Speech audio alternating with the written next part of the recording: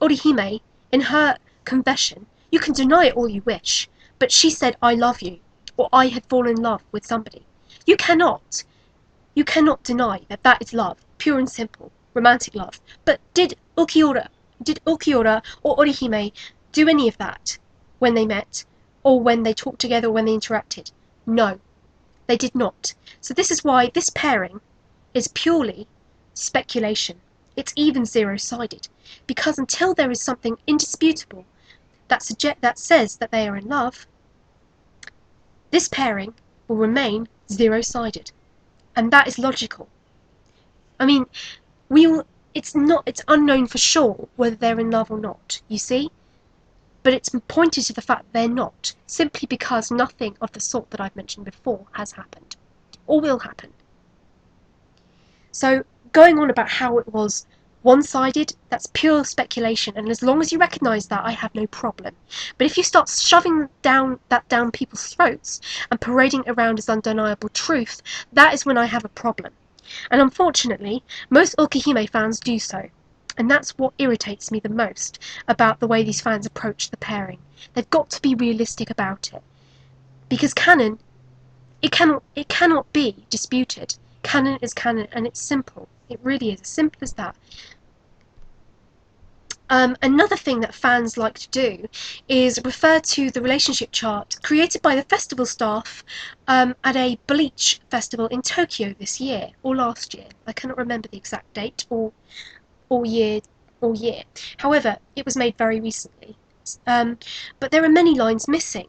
Like, there's not a line between Ruki and Renji. I mean, come on, they were childhood friends. You would have thought there'd be a line between them. There's a line between Ichigo and Ruki, and they're friends, and they were friends for a shorter time than Renji and Ruki were. So, you know, it's a bit strange that such a chart is incomplete. Had Kubo actually created it, you would have thought it'd be more complete, right? Logically speaking.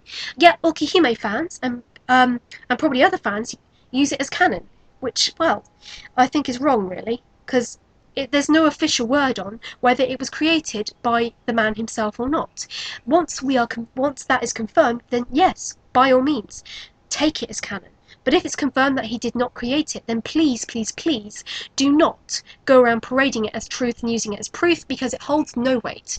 It really does not. So, UlquiHime fans love to use this, especially because there was a pink line. Now, people, pink lines on that chart mean goodwill, affection, comradeship, not just love. And everyone is taking it, at least UlquiHime fans are taking it as love. And meaning, oh my god, it's canon that UlquiHime had love in it, that Ulquiorra loved Orihime. No, because if you look at the kanji, it says he knows the heart. Ulquiorra knows the heart. Yes, he knows the human heart, which is amazing for an Arrancar. Because, as you know, Arrancars are hollows, pure and simple. They have no heart. They have no soul. So humans, they are the furthest thing from human. So for Ulquiorra to change the way he did was amazing. Yes, I acknowledge that. And I think that's correct. Yes. Orihime changed Ulquiorra. Yes, he did. Yes, he changed because of her. Yes. But that's not love. Oh no. It's him learning about her and so on. Because she started to affect him. A good example of that was when Ichigo commented that Ulquiorra became more human, and of course that enraged Ulquiorra, as suggested by the fact he damaged the terrain and made everything shake and crumble, which he hadn't done before. So it obviously bothered him. Funny, because Ulquiorra had been very calm and collected up until that point. He hadn't shown any emotion, unlike the other Arrancar. So he was quite close to a hollow, if you see what I'm saying. So Orihime had affected him even back then. So everything about Orihime, her kindness, everything that she'd passed on to him and how she affected him, he carried it with him to the grave.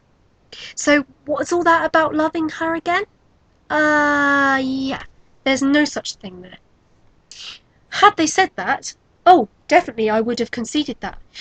I'm not denying anything. Everyone keeps saying that.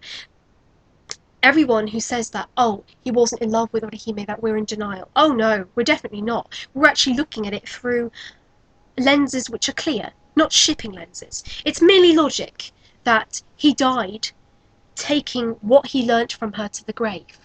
He died more humanly, if you will, because Orihime cried for him.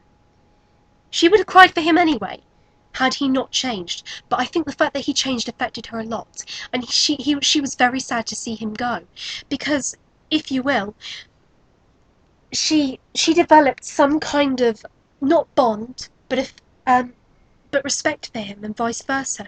For the first time, Orihime and Ulquiorra proved that hollows and humans can coexist peacefully, and I think that's an amazing feat, if you ask me. Now, about this line on the chart, if it doesn't say love, it's not love. It's as simple as that. So if this chart were to be taken seriously and as canon, as I said before, it would not be love. Knowing the heart means that he finally learnt about the human heart, how courageous, compassionate, and kind and loving it is, pro-Orihime. And as such, he gained a metaphorical one of his own, becoming more human, as I said before, as Ichigo put it, when they battled. That is all that happened to Ulquiorra. He changed, and as I said before, he became more human, and became interested in Ichigo and Orihime. Note that the interested part does not mean romantically interested.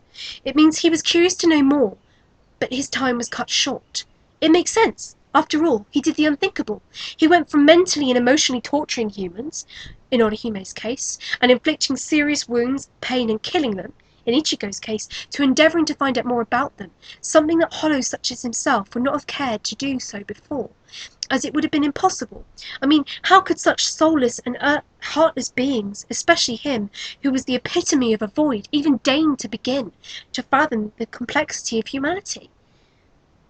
So, it's amazing, nevertheless.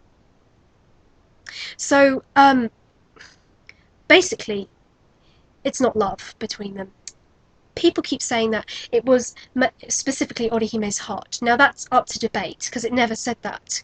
He reached for her because he wanted to know if she had stood by the fact that she did not fear him. Would she be brave enough to touch his hand, as she would have never dared to do so before?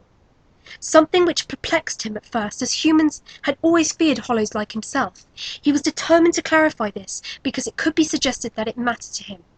It could be said that he cared if she was scared to be in his presence. Why? Because she had rubbed off on him, as I've said previously. She tried to treat him like a human, as I've said before, not a hollow or an enemy, in unmasked. And that led to him trying to return the gesture at the moment of his death. That thus ends my rant on UlquiHime.